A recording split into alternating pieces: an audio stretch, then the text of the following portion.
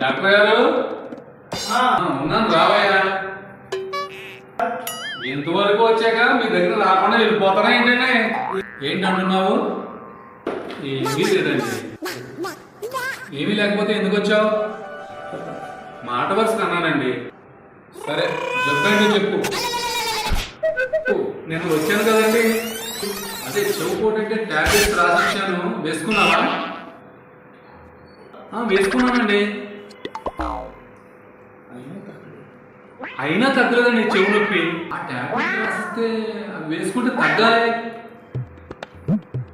అసలు తగ్గలేదండి బాబు, అందుకే మళ్ళీ వచ్చాను. అసలు వేసుకున్నావా లేదా? వేసుకున్నానండి. అసలు వేసుకున్నావా మర్చిపోయావా? వేసుకున్నానండి.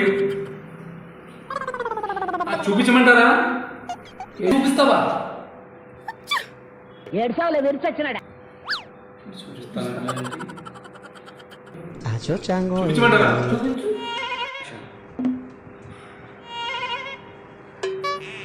ఇదిగో చూడండి, వేసుకున్నాను. అయ్యి బాబు ఎవడయ్యా బాబు, ఏ నొప్పి టాబ్లెట్ అని ఇస్తే అక్కడే వేసుకునిలా ఉన్నాడు.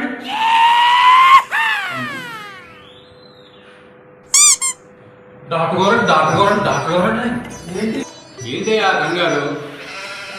మరండి నాకండి మళ్ళీ అప్పకండి, అదే నాకండి మళ్ళీ అప్పకండి. ముందు నువ్వు తమాయించుకో, తర్వాత విషయం చెప్తే కానీ. డాక్టర్ గారు మరండి నాకండి మళ్ళీ అప్పకండి, అదే నాకండి మళ్ళీ అప్పకండి. నీకా ఏం చెప్పు, మరి ఎవరికి చెప్పు? ఎక్కడ? ఓ చెత్తది కంగారు పడకండి బాబా. ఓలా అప్ప ఓ బాలీలా వెళ్ళిపోవచ్చయ్యా.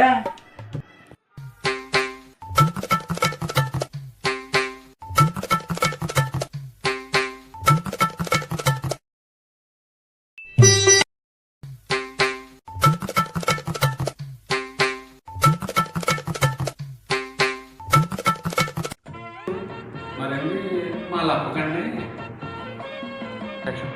ఏంటో చెప్పబోయా? అది మీకు ఎలా చెప్పాలో పాలుపోతలేదండి. జబ్బు ఏంటో చెప్పకపోతే వైద్యం చేయడం ఎలా?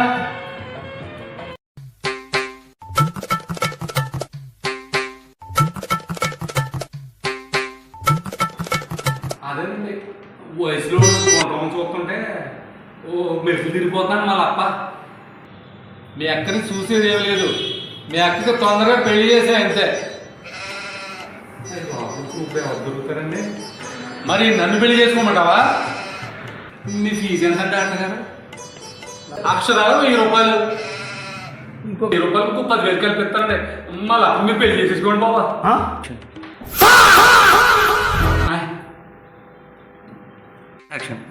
వీడెవడరా బాబు, పేషెంట్గా వచ్చి వాళ్ళ అక్క నన్ను చేసుకోమంటున్నాడు. ఉన్న పెళ్ళాంతోనే వేగలేకపోతున్నాను.